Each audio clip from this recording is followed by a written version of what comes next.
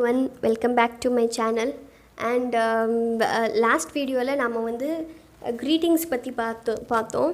And இந்த வீடியோல அதே மாதிரி தான் ஸ்போக்கன் இங்கிலீஷ்க்கு தேவையான ரெண்டு டாபிக் பத்தி தான் பார்க்க போறோம். ஒன்னு வந்து என்னன்னா ஃபர்ஸ்ட் வந்து good wishes and second one வந்து thank. அதாவது குட் விஷஸ் வந்து நம்ம தமிழில் நல்வாழ்த்துக்கள் அப்படின்னு சொல்லுவோம் இல்லைங்க.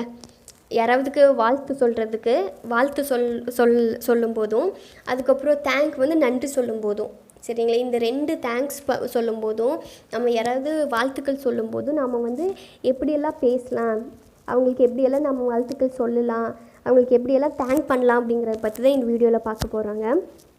இப்போ ஃபர்ஸ்ட் வந்து பாருங்கள், எப்படி இந்த மாதிரி டு கன்வே குட் விஷஸ். இப்போ வந்து நல்வாழ்த்துக்கள் சொல்ல இவ்வளோ வேஸ் இருக்குது. இப்போ ஃபர்ஸ்ட் வந்து என்னென்னா, இப்போ யாராவது எக்ஸாம் எழுத போவாங்க சரிங்களா.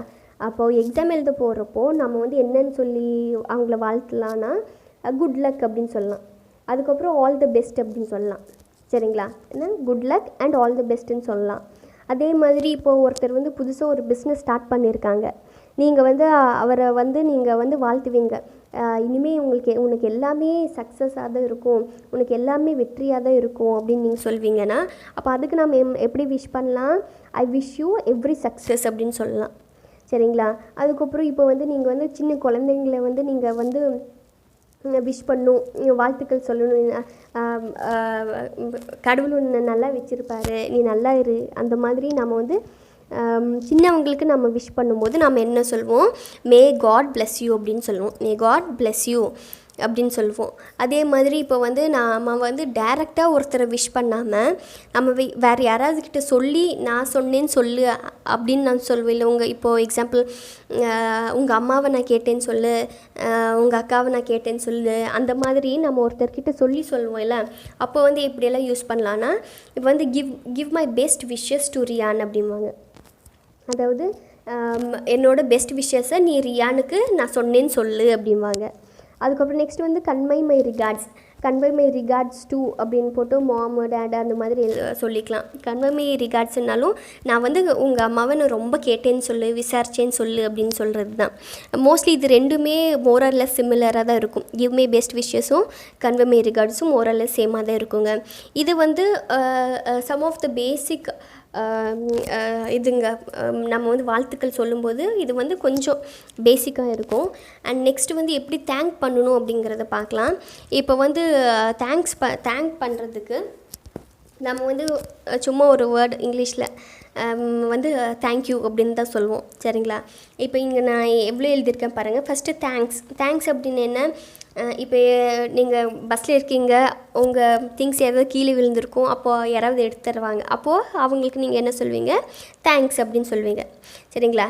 தேங்க்யூ அப்படின்னா இப்போ வந்து யாராவது பெரியவங்க உங்களுக்கு ஹெல்ப் பண்ணால் அந்த மாதிரி ஃபார்மலாக உங்கள் மேனேஜர் அந்த மாதிரி ஃபார்மலாக யாராவது உங்களுக்கு ஹெல்ப் பண்ணால் நீங்கள் வந்து தேங்க்யூன்னு சொல்வீங்க. இந்த தேங்க்ஸ் எங்களுக்கு வந்து மோர் கேஷுவல்.